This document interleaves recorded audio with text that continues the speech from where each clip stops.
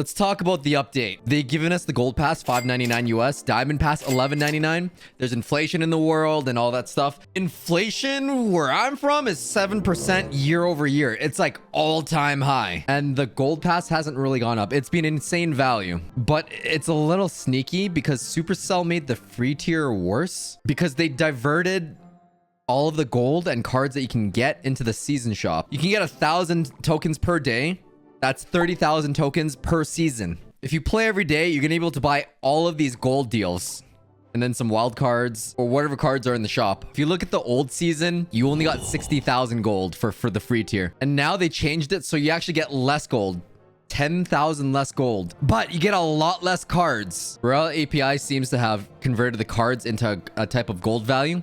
So before, you'd get 300k worth of value. Now it's 174k worth of value for the free pass. It looks like they really nerfed the free pass and progression, but they gave us the options to buy more cards or more gold. So it's a flexibility where a lot of the bottleneck was gold.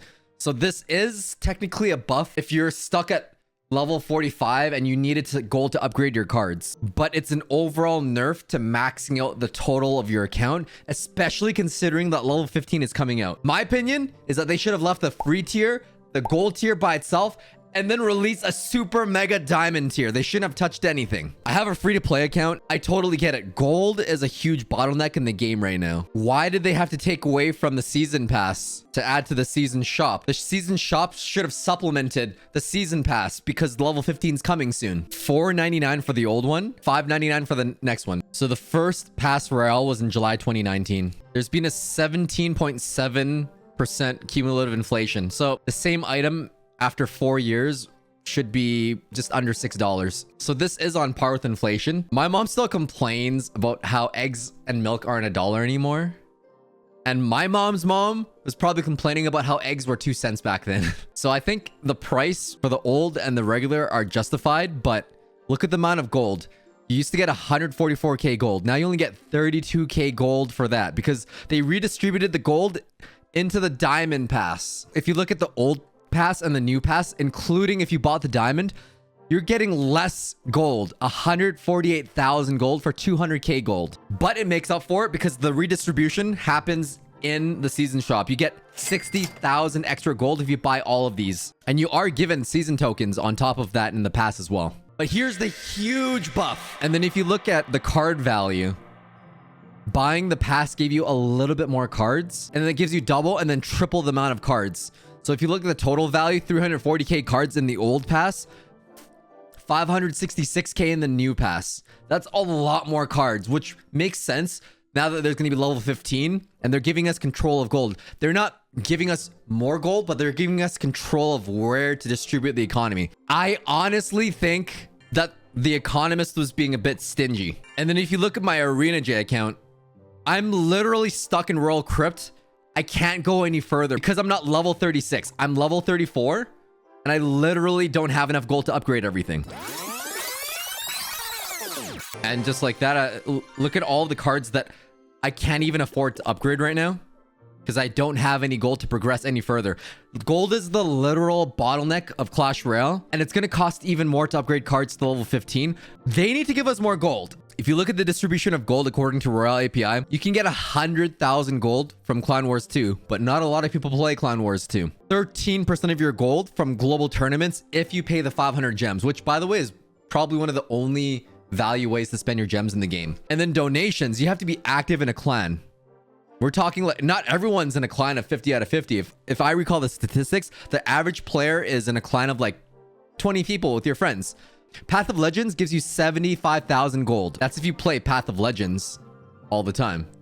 Every season reset. And buying Wagon of Gold is the worst deal in the game. It makes these 10x deals look pretty enticing because there's a little gold in there. The little gremlin of gold.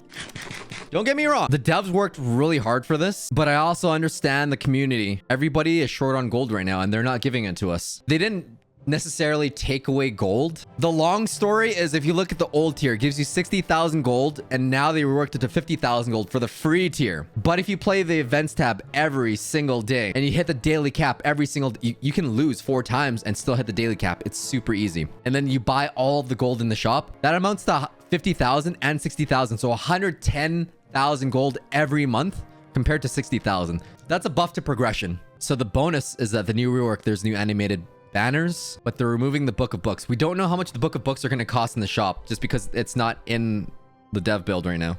The biggest nerf is that they removed magic books from past Royale. I totally understand why they did that. We're starting to see level 14 Mega Knights in mid ladder. So I totally get why they buff the cards now.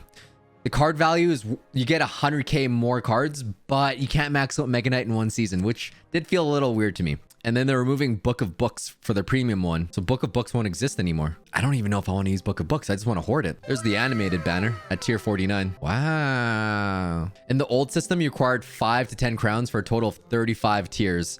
In the new system, each tier requires 5 crowns. There's 120 tiers, but you can potentially get 5 crowns in a battle. If you perfectly defend, you don't lose any.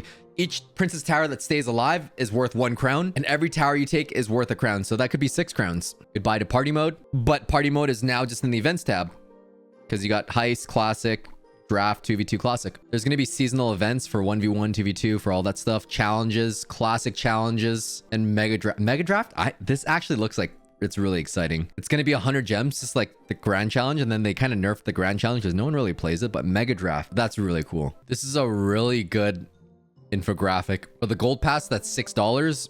You get all of these extra cards, all these wild cards, 5,000 tokens, 10 crates of gold.